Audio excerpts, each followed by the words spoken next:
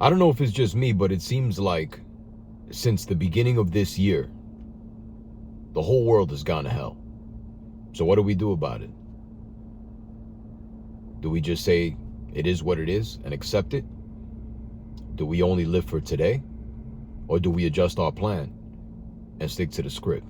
What's up, working people? It's the Working Man, share my 2 cents, and hopefully it makes sense. So it seems like we were lied to again. More promises by a new administration in the US, and here we are. The agenda that the people behind the scenes want gets pushed, and the things that we're promised don't get delivered on. No surprise there. If you're a person that's somewhat awake to all this stuff, I mean, we've seen this happen for at least the last 30 years plus. So this should be no surprise. But if you're a younger person and you're in your 20s, you never knew life before September 11th. So you never saw that side. You never knew life before the internet. And it was a very, very different world. And when you look at what's going on right now with this conflict in the Mideast, this time it seems like it's going to be different. Now, I'm just a working guy. I'm not a financial advisor. I only share with you guys what makes sense to me, what has worked for me, and what I see. These are just my opinions. So I wouldn't take anything that I say as gospel, because you are encouraged to go listen to as many people as possible and get different perspectives and make your own decisions. That's what critical thinking is about. I've said this in previous videos, okay? You need to use the supercomputer of your brain, okay, to make the best possible decisions for yourself and your family.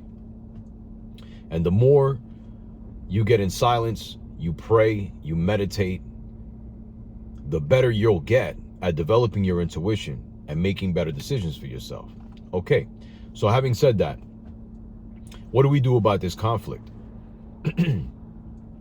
Well, I can tell you right now that if you're an investor, it's a precarious place to be, because it's very difficult to decide what's the best lane to be in. I mean, is it real estate? Is it crypto? Is it stocks? Most of the information is manipulated, right? We have misinformation, disinformation. It's very difficult, even if you get most of your news from alternative sources like I do. I mean, I try to listen to both mainstream publications and alternative sources to get different perspectives, as well as international publications. But it's really hard to know what's true.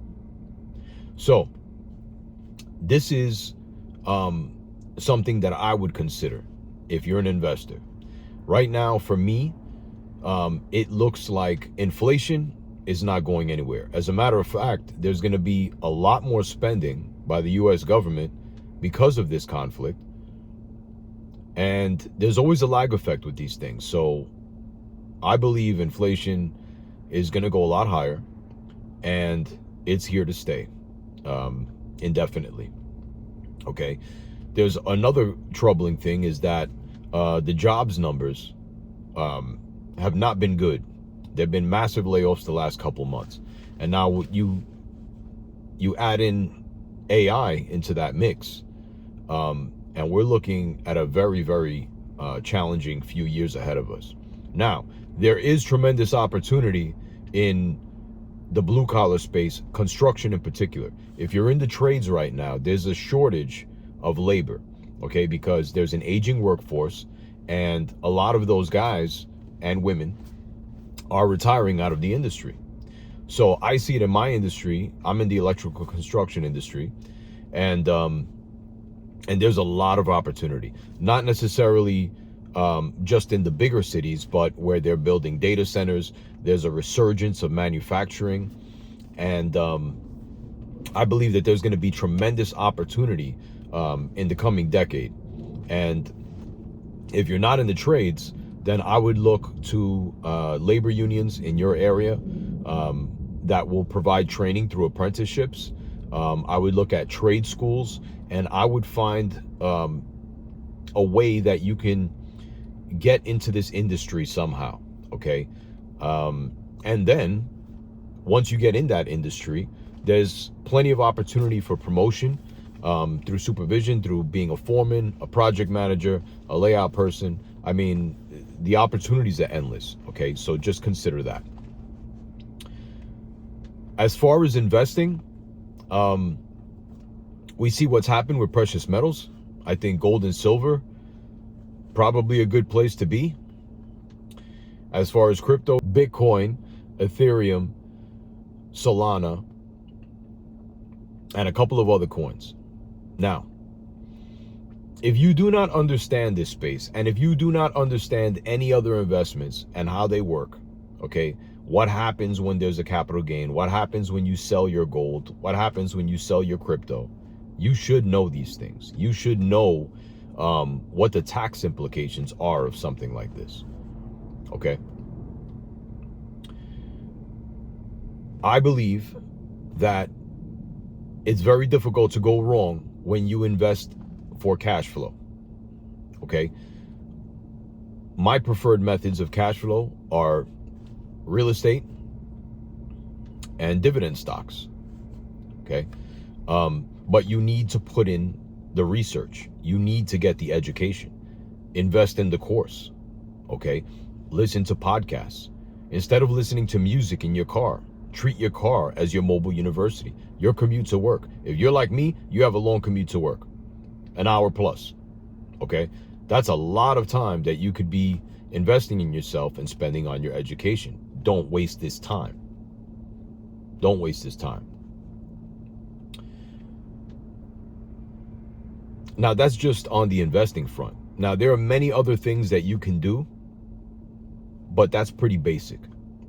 As far as your cash is concerned, be careful, because inflation is eating away at our purchasing power rapidly, okay? I think, especially with what's coming, it's prudent to have at least 6 months of living expenses, if you can, or get as close to that as you can in savings, okay? How you save that is up to you. I would also consider it prudent to have some kind of storable food, water, because I do believe that there will be food shortages because of this conflict in the Mideast right now. And I believe that food would also get very, very expensive, okay? Now, listen, I could be completely wrong, but if you do this for yourself as insurance and it doesn't happen, no big deal. You can always eat the food. You can always give it away, right? But it's always a good idea to have plenty of extra, especially water, because you never know what's going to happen. And then the last thing I would suggest is, I believe that belief in some kind of higher power is really important and essential in this time that we're living in right now. I don't care what you believe in. It could be Allah, Jesus, Buddha, whatever. But you have to get right in your soul, in your heart. You have to get right with that, okay, to deal with the challenges that we're going to be facing in the next few years. Because I believe that things are going to get very, very challenging for a lot of us. And I also believe that making that investment in your faith should also be paired with community, okay? We all need people. You should have people that you could rely on, even if it's one person, even if it's just one person that you have in your life. Cherish that, okay? Nurture that relationship, nurture that friendship, maintain communication, okay? Talk about what you would do in case of an emergency. You should be doing this with the people closest to you. And lastly, the most important thing that you can get from this relationship with God or the higher power is to have peace and clarity. Peace and clarity in your mind, in your heart. Because there's a lot of noise right now. There's a lot of noise. We're getting constantly bombarded with misinformation, disinformation. Hard to know what's real. Hard to sleep. Hard to focus. So look, these are just my thoughts right now. That's what I would recommend doing. I know it's been a minute since I posted a video. I moved recently, so anybody that's moved repeatedly or what have you, you know, it's very challenging. So it's taken me a while to get settled in. I promise to get back on schedule as soon as I can. But I just wanted to share this with you guys. And lastly, the wise working man is anyone that's on the path towards financial freedom while simultaneously becoming the greatest version of themselves. God bless.